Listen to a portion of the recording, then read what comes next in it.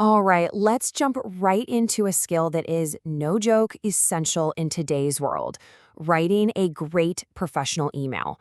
We're going to get this nailed down. You know that feeling, right? You have something important to say, but you're just stuck, staring at that blinking cursor. That email anxiety is a real thing, and we've all been there. Well, today we're going to fix that. Seriously. The goal here is to give you a simple, super powerful blueprint you can use for pretty much any email you'll ever have to write. And it's so important to get this right. I mean, think about it. Email is a huge part of our professional lives. The way you write an email says a lot about you, your professionalism, and how much you care about the details. Nailing this is like having a career superpower. So, how do we build that superpower? We're going to start with a really solid foundation, a universal blueprint that works for any successful email. It all starts with something called email etiquette. And don't worry, this isn't some stuffy, complicated rule book. It really just boils down to three simple ideas: be clear, be polite, and use a proper format. That's it. And this right here, this is that reliable format. You've got a clear subject line, a respectful greeting, a body that's easy to follow, a polite closing, and, of course, your full name. Honestly, think of this less like a set of strict rules and more like your personal checklist. Use it, and you'll never forget a key part of your email again. Okay, so theory is great, but let's put this blueprint into practice. We're going to start with one of the most common and maybe most nerve-wracking emails you can write: making a request. You need to ask for a day off, or permission for an event, or maybe an extension on a deadline. So how do you phrase that so you sound respectful and, actually get a yes? Now, check these two examples out. At first glance, they're about completely different things, right? One is for sick leaves, the other is for an event. But look closer.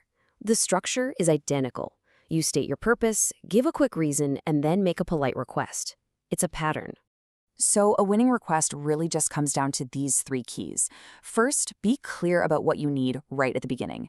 Second, give a short, valid reason why. And third, and this is the part that really makes you look good, reassure them that you've thought about your other responsibilities. That shows you're not just thinking about yourself. You're thinking about the team. That's real professionalism. Okay, so you sent the request, it was approved, you went to the event. Job done, right? Well, not quite. Let's talk about the follow-up email, which is probably one of the most underrated tools for building great professional relationships. See, a follow-up isn't just about being polite. It's a seriously strategic move. It shows you were engaged, that you actually got something valuable out of the experience, and that you're grateful for the opportunity. But here's the key. Don't just say, "Thanks, I had a great time." Get specific. Look at this example. This person doesn't just say the visit was good. They mention learning about real work processes, teamwork, and use of technology. That's concrete. It shows they were really paying attention. And here's another one. After a workshop, the feedback here is all about personal growth, better speaking skills, new presentation techniques. This tells the organizer that their workshop had a real, tangible impact. That's fantastic feedback to receive. And check this one out. Here, the feedback shows that the person was thinking bigger. They connected what they learned to industry trends and career opportunities. This proves they weren't just physically present, they were mentally engaged in connecting the dots. So when you put it all together, what makes a follow-up so powerful? It's that you're sharing specific things you learned, which proves you were engaged. It's that you're showing genuine gratitude. And ultimately, you're just reinforcing your image as a thoughtful, professional person. Okay, let's wrap this up. We've talked about the structure, how to make an ask, and the art of the follow-up. So what's the one big idea that ties everything together? It all comes down to these three pillars. And notice how they're all the same height. They are all equally important. You need clarity, so people get your point immediately.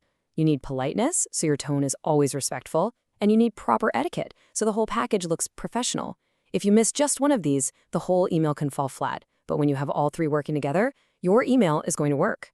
So here it is. This is the big takeaway. If you ever find yourself staring at that blank screen again, just take a breath and remember this simple formula: clear, polite, and professional. That's your North Star. The next time you sit down to write an important email, you've got this. You have the blueprint, you have the three pillars.